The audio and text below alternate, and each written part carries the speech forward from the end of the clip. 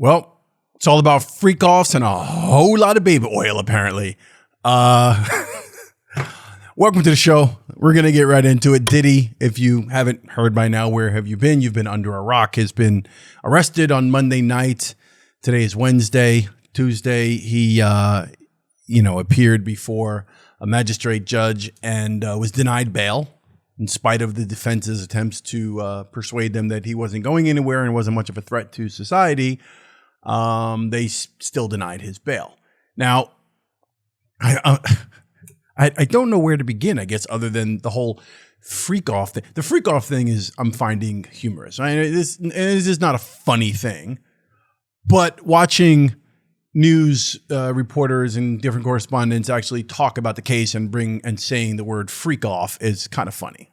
Come on, I can't be the only one. And then 1,000 things of baby oil. Now, are those like the big Johnson & Johnson bottles of baby oil? Were they like the little tubes, the little tiny travel size ones that they found 1,000? I mean, brother likes it, he doesn't want to be ashy. I don't know. But they also found lubricants and all sorts of stuff, whatever. Anyway, let's get to the more like pressing legal stuff that's going on here. 3 counts, right? In this indictment, a 14-page indictment. We'll get back to the brevity of that indictment in a minute, because it is relatively brief, right? It's 14 pages, which is not usually the case. All right. So 3 counts: racketeering, conspiracy, sex trafficking, forced, sex trafficking or through coercion of some sort, and transportation to engage in prostitution. Right.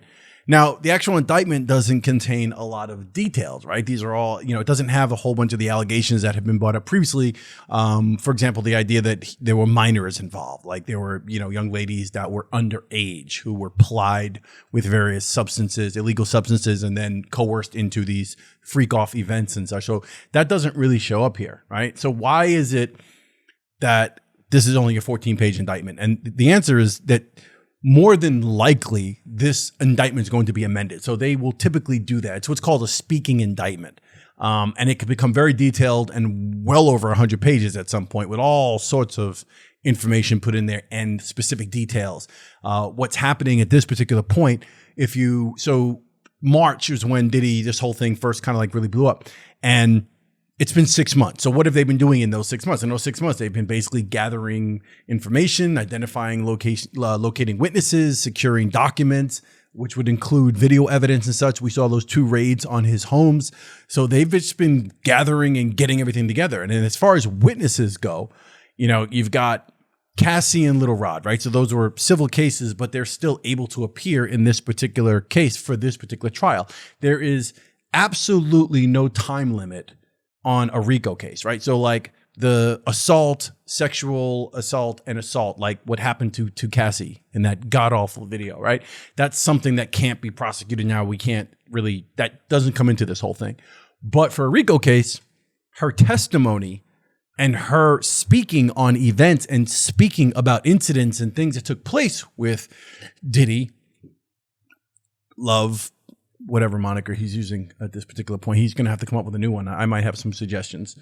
But yeah, there's, these people are probably going to come forward along with God knows how many other people. The way they have this all set up is that Diddy is an enterprise. So if you look at the actual indictment, it basically accuses him of having an enterprise, right? So an enterprise involves obviously more than one person, I would think, right? So you got a bunch of people that are involved here, whether that's his family, his own grown sons, or, whoever, the different minions and such around him, because the way it all plays out in the indictment, it suggests that he coerced and threatened people. So he was kind of like, this gangster kind of guy that had to maintain that reputation. And he did it through threats of violence and threats of financial ruin and all different types of things to people around him, who basically enabled his behavior or kept their mouth shut for fear of losing their job or losing whatever else it was that he was threatening.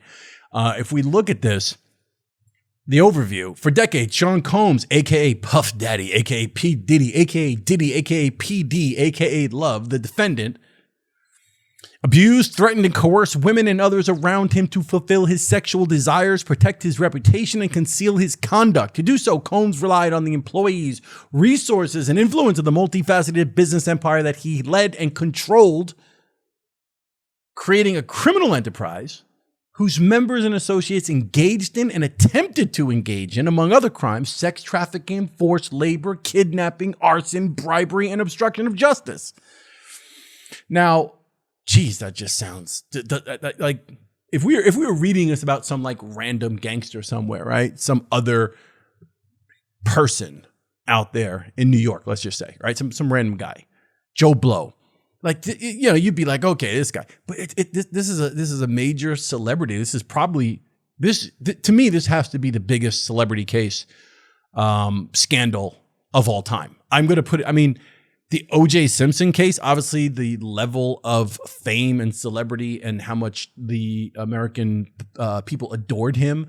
So when that whole thing happened with Nicole Brown Simpson and Ron Goldman, the murder of those two, that trial was a spectacle, right? That trial was a racial thing because of the component of O.J. Simpson, African American, versus, you know, two white people dead. So that divided the country in a certain way. And you know, that was a huge thing. And that trial was actually televised, right? So that was actually, this will not be televised. There's no, they can do still photography, but there'll be no broadcasting of this because it's a federal case. So I think this is up there, and this trial will go down as probably the trial of the century. I can't think of another. I mean, the R. Kelly stuff was whatever, but not like this. And this is going to go for a while too. There's a lot happening here. So I just want to look at some of the other points of it. Now, count for physical abuse by Sean Combs, Puff Daddy.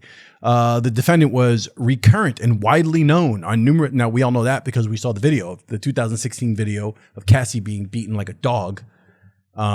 We saw that, right? On numerous occasions, from at least in or about 2009 and continuing for years, Combs assaulted women, among other things, striking, punching, dragging, throwing objects at, and kicking them. These assaults were at times witnessed by others and included one instance at a Los Angeles hotel in about March 2016. That's the one with Cassie, which was captured on video and later publicly reported, where Combs kicked, dragged, and threw a vase at a woman as she was attempting to leave. Now, they from a prosecutorial standpoint, yeah, you could use the idea of his character, building his character based on that particular video evidence of what he did to Cassie, as to substantiate the allegations that he was an abusive individual who did these things, right? Because the actual allegation matches the 2016 what was on video. So and they're separate things, but I could see what they're attempting to do here, and I'm 100% behind it because we all saw that. So again, in the court of public opinion, he's already guilty. Like I don't think there's a single person who saw that video who is on his side, in his camp, or even mildly thinking that his pathetic apology, forced attrition kind of thing. That there's no way that anyone's on his side for this. And it's not limited to these women, blah, blah, blah. It extended to his employees, witnesses to his abuse, and others. So there's a lot of people that are involved. Look, there's, number 6, the Combs enterprise. From at least in or about 2008 through on or about the date of the filing of this indictment, Sean Combs, the defendant, and others, known and unknown, were members and associates of a criminal organization known as the CMB. I'm just kidding. Those of you who know New Jack City will know why I just said that. Anyway, members and associates of Combs Enterprise engaged in and attempted to engage in, among the other activities, sex trafficking, forced labor, interstate transportation for purposes of prostitution, coercion, and enticement to engage in prostitution, narcotics offenses, kidnapping, arson, bribery, and obstruction of justice. This is just unbelievable. The Combs Enterprise, including its leadership, its members, and its associates. I want to talk about that for a second. Its leadership, which would be Combs, I assume, unless he's got like a vice president of his enterprise who helps beat people and, coerce women into freak-offs and stuff. Its members and its associates constituted an enterprise. So, and this is defined by Title 18, United States Code Section 1961-4, right? A group of individuals associated, in fact, although not a legal entity. I am curious about those people because those people, those witnesses, those members of this enterprise are currently, I would speculate, I would suspect, I would believe that they are currently cooperating with the government in an attempt to save themselves, right? Diddy's already thrown under the bus, under the jail. And we're going to get more to that, to the jail situation shortly, but Diddy's already under the bus. And I don't think anyone's holding out. I don't think he's earned a reputation as somebody where people will ride or die for him no matter what. Now, I think just based on the history and what we're being told and what we've seen and the rumors and such about how he treats people, and if this is all under force, I mean, one doesn't have to be, you don't have to be, you don't have to read Sun Tzu or The Art of War or understand Machiavellian strategies or anything to understand that from a leadership perspective, if you're beating people or forcing them into, things and coercing them through threats of violence and threats of ruining their reputations or financially putting them, in a bad place, those people aren't loyal to you. They're just scared of you. And fear and intimidation are two different things, and they do not create or evoke loyalty to the person who's actually the leader or the boss, right? So I imagine that these people are quickly turning over, and they are quickly trying to keep keep their asses out of jail, out of the same situation. None of them are probably, at his level of financial success. So they're more than likely cooperating. And we're going to see over time, we're going to watch how this whole thing plays out, because again, like I said, this is a living document technically, right? So this is something where they're going to continue to add to it. They're going to have more witnesses. They're going to have way more things going on. I like this. I shouldn't say I like, but it's the purposes of the Combs enterprise. The purposes of the Combs enterprise included operating a global business in the media, entertainment, and lifestyle industries, including, among other things, record labels, a recording studio, an apparel line, an alcoholic spirits business, a marketing agency, and a television network and media company. Now, that just sounds like anybody in the music world, right? That's what that really sounds like, right? Preserving, protecting, promoting, and enhancing the power, reputation, and brand of Sean Combs, the defendant, as a musician, entrepreneur, and a figure in the entertainment industry. That doesn't sound so bad, because that's pretty much anyone in the music business, anyone who has a business, a brand. Jay-Z has a brand with multiple, ties to so many different things, and establishing that brand, maintaining that brand, keeping that enterprise going is just that's par for course. Enriching members and associates of the enterprise, including its leader. Yeah, well, you're trying to make money. So none of that seems to really be a thing as far as I'm concerned, but preserving, protecting, promoting, and enhancing the power of the Combs enterprise, including the power of its leader.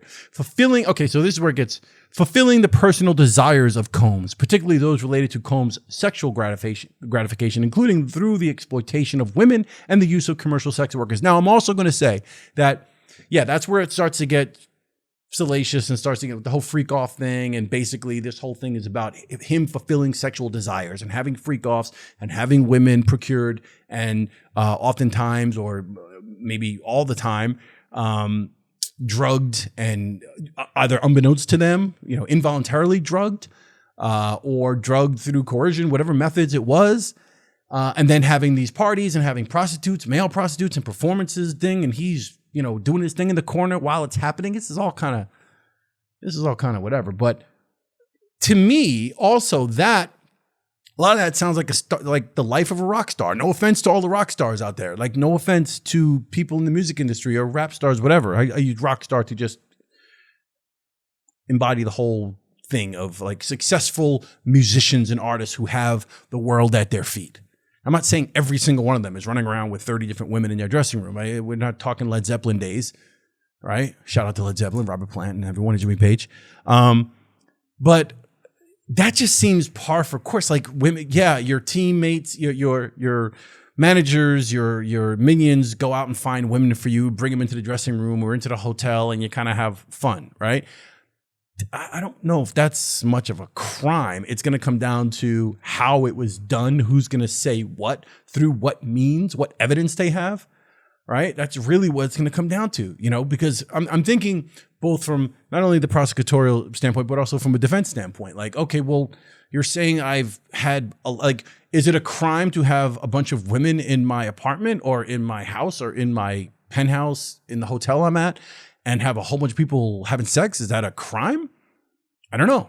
Can you prove that I've drugged people or coerced people through some means? Did I actually go pick up prostitutes somewhere? Do you have evidence of that? That's what this whole thing is to come down to. Because on the surface, just saying that he was a bit of a freak and had a lot of baby oil and lubricants around and liked to watch people have sex, it's not really a crime.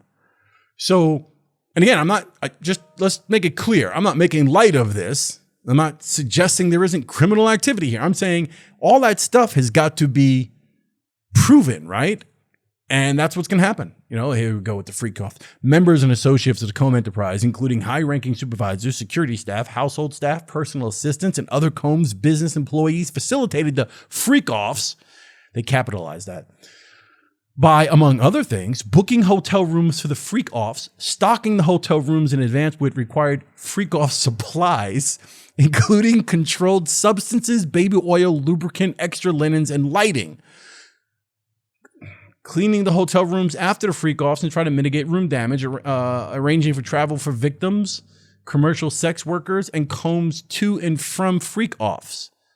Resupplying Combs with requested supplies, delivering large sums of cash to Combs to pay the commercial sex workers, and scheduling the delivery of IV fluids. All of this, again, sounds like a typical night if you're worth billions of dollars or millions of dollars and you have tons of women wanting to see you. That's what that sounds like to me, right? Somebody got the room ready. Someone got a bunch of condoms, got a bunch of lube, some sex toys, and a bunch of stuff together and arranged for the girls to show up. They're going to have to go and they're going to have to prove this. And I think they're going to, if you ask my opinion, right? Again, not making light of this, just suggesting that, hey, you're going to have to prove a whole lot of this stuff, right? You're going to have to really go in on this because I don't know. There's a lot. And I think it's going to come down to whatever they seized on those rates, because that's for the last 6 months what they've been doing. They've been going through the federal. They do not make a case like this. They do not have this indictment. They don't do this unless they really got some good stuff. This is not just some random speculatory sort of thing, right? They've got some stuff, and we're going to see it leak out over the next course of a year and change. This is going to take a while. This trial probably may not be on until 2026, maybe the end of next year with 2025, a year and a half before this thing even goes to trial. Think about that. And at this particular point in time, he's in jail. No bail. Now, that could change. That might even change by the time of this recording, by the time that this goes up. When he was in front of the original judge, as I mentioned earlier in this, at the top of this discussion, the judge who denied his bail is what's called a magistrate judge. It's an administrative position. They're appointed by the district to handle the initial court proceedings during a hearing, right? That's what they do. So when he gets in front of the district judge is actually going to be handling the actual case. So when he gets in front of a district judge, that could be, it could be today, again, it could be the time of this recording, there may be an update. The defense is going to make their case for bail, of course, or some sort of house arrest or something. And they're going to put up everything they can and make the case that he's not a flight risk and, he's not a danger to society. But that's what the real issue is here. Based on the indictment, the fact that he coerced and there's interference with witnesses and things along those lines, and the efforts of sort of being an intimidation factor, that is what they're looking at to say, no, you can't be out. You cannot be free because you are a threat to the whole, to any of the witnesses. And there's probably a bunch of them. So that's what it comes down to. Right now, he's being held in the Metropolitan Detention Center in Brooklyn. This is where Ghislaine Maxwell was, R. Kelly was. This is a really bad place. There's murders and all sorts of issues. They try to close the place down. That's how bad it is. I mean, it's bad. I don't know how that plays out for Diddy. I'm sure being of his status, he gets his own cell or he's isolated from a protection standpoint. I assume that would be the case. But who knows? This is dangerous for him. And he could be there if they deny the bail. If the district judge denies the bail, he could be there for a long time. So again, he's going to come up with a new moniker, because Love and Diddy and Mr. Baby Oil are not going to look good in the Brooklyn detentions. It just doesn't look good. Anyway, this is, again, I think this will be the trial of the century. I think this is going to be interesting. I think as more details are leaked, as more witnesses come forth, remember, we're still at a point where we haven't seen any documented evidence, right? Other than the 2016 hotel beating of Cassie. I'm talking outside of that.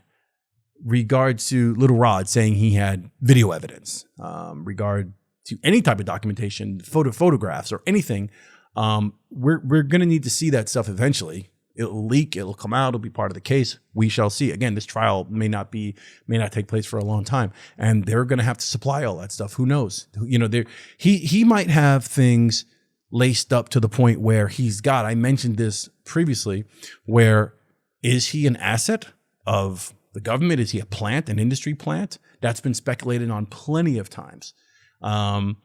The idea that he's protected somehow, that he has dirt on tons of celebrities. He's got these freak off tapes and all this footage. Where is all this footage? That's what I want to know. I just like, if they raided the house and there's that much footage, it's got to be somewhere, unless he really, really, really went deep and buried that somewhere on some island somewhere far away in like multiple underground bunkers, and only him and possibly some other person knows about it. Like, where is all this stuff?